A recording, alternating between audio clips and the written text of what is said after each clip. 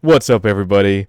Coming back at you from the channel JK Amusements. I know, it's been a long time since I've uploaded or Jared's uploaded. We've just been super burnt out from work and we've been trying to get a handle on our, content creation chops behind the scenes. And now I think we're both ready to start making content again, and I'll talk about that more at the end of the video. But right now I wanted to give you guys an update on the PC build climate slash next gen console climate that we're currently in, because it's a bad one. It's really bad. Yeah, we expected things to improve last year in the fall, and they've gotten significantly worse. There's a shortage of everything from the chips that would go into cars and displays in cars to, headphones, like high-end ones, even cheap ones. There's even shortages of storage drives now, like SSDs and hard drives for PCs. It's really hard to do that because they're not as complex as graphics cards. But, this is the climate that we're in, and we can thank multiple things for this. We can thank COVID, we can thank insane, unprecedented demand for new products, and we could thank the mining craze for GPUs in particular, and we could thank scalpers, frankly, because scalpers will always seek profit, and they will always try to profit off of a high demand, and PS5s, Xbox Series X's, and graphics cards and next-gen CPUs all fall under that, like, okay, there's this high demand product, let's see how we can prioritize this and make a profit. The crypto boom, we're in a bull market right now. Miners are going crazy trying to snatch up as many graphics cards as they can to try to make as much money in Bitcoin or Ethereum as they can. And I can share with you my experience and what I think you guys should do to at least have a chance to get a new graphics card or a new next-gen console, because here's the thing. I myself have actually gotten a PS5. I know, salt in the wound, but that just goes to show I didn't think I was going to get one. And a couple months ago, I was somehow able to get one. I got mine from Walmart. I got mine from walmart.com. I ordered it online, and somehow I got it.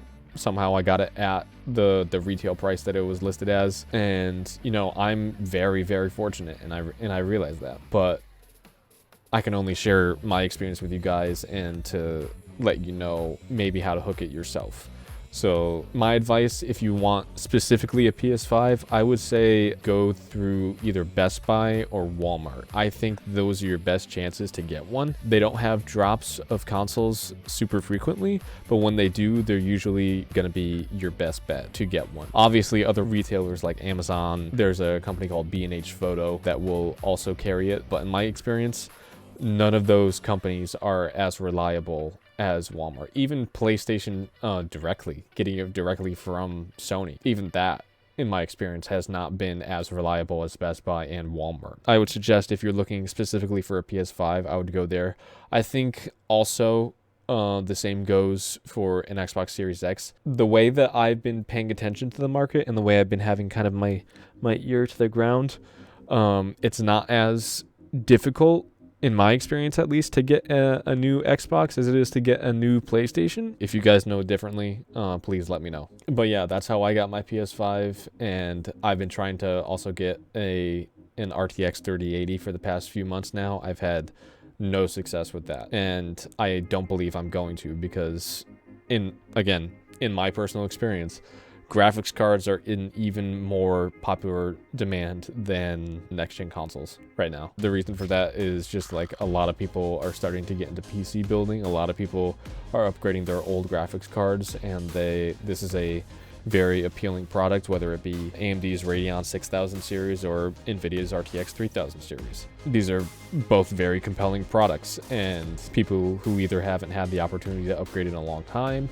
or for people who are just starting out that want a graphics card, or again, for the mining crowd that are looking to chase that profit margin. And take this with a grain of salt, because I haven't actually gotten a next gen or a new graphics card yet. But what I've been trying to do is I've been joining several stock checking discords, and if you guys are curious about the names of those, comment down below and I'll answer your comment, because there are certain ones that only do Amazon, there are certain ones that only do Newegg, but yeah, like that's what I do for graphics cards in particular. I also enter what's called the Newegg Shuffle. For those of you that don't know, Newegg is a large PC part retailer. They have what's called a Newegg Shuffle, which is essentially their version of a lottery system where you can enter to win, and enter to get a chance to purchase these high demand items. I know it seems like a long shot and it seems kind of disappointing, kind of like a letdown,